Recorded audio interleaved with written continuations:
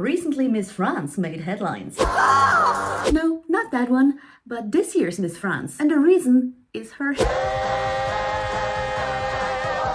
because it's short. No, see.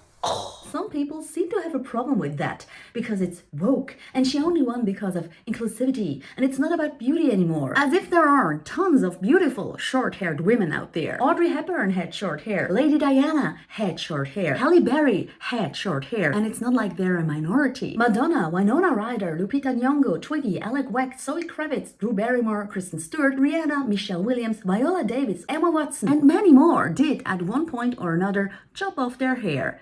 And yet, it's still a headline whenever a famous woman does it. And if she does it for a movie, it can even overshadow the whole plot, like Anne Hathaway in Les Miserables, or Natalie Portman in V for Vendetta. By the way, it's kind of interesting that, like in those scenes, cutting off a woman's hair is, throughout history until today, often used as a humiliation or a punishment. But women who do it out of their own free will often describe it as kind of liberating, like Demi Moore in G.I. Jane, or Audrey Hepburn in Holiday in Rome. Here?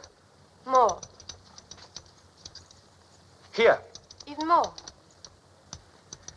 Where? There. There. Are you sure, miss? I'm quite sure, thank you.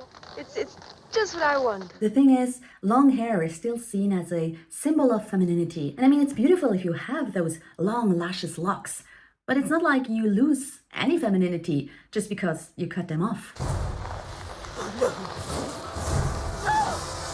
What have you done? It can, of course, take some courage if you want to do it, because without this hair, you can't hide anymore. Your face is just like out there. But what's liberating is that you realize that you're more than your hair. And yet sometimes society has a full-blown meltdown if someone cuts their hair. Most famously in 1999, when Kerry Russell did it for Felicity. Just think it's a different look. Kind of like a new me. People went completely nuts, and I shit you not, even sent death threats. Guys are gonna hate it. Speaking of, some people couldn't and still can't understand that a woman cuts her hair just because she wants to. You didn't want to be Allison Mackenzie any longer. You wanted to forget about her, is that it? Or are you branding yourself because you just found out you were illegitimate? It really means I got tired of my long hair.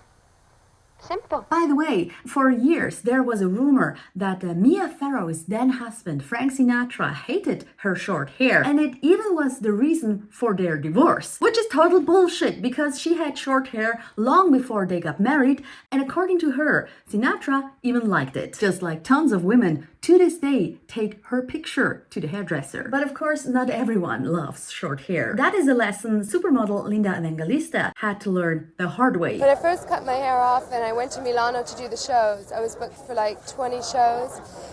About 15 of them canceled me because they didn't understand the haircut at first. But it was this haircut that ultimately made her a supermodel icon. She stood out among all those equally beautiful but long-haired women. Yet, despite all of this, women with short hair are apparently still controversial. So whenever one does it, they love to caption it with the hashtag short hair don't care. And they don't necessarily mean the short hair that they don't care about, but the negative comments. Because it seems we didn't come too far when it comes to this. About 100 years ago, tons of women shocked society because they cut off their hair as a symbol of independence and empowerment and freedom, breaking down traditional norms. And it's honestly kind of sad that this still seems to be the case today, and that it's still necessary, and that some people still don't get it, even though it's just hair. And beauty comes in various forms and lengths.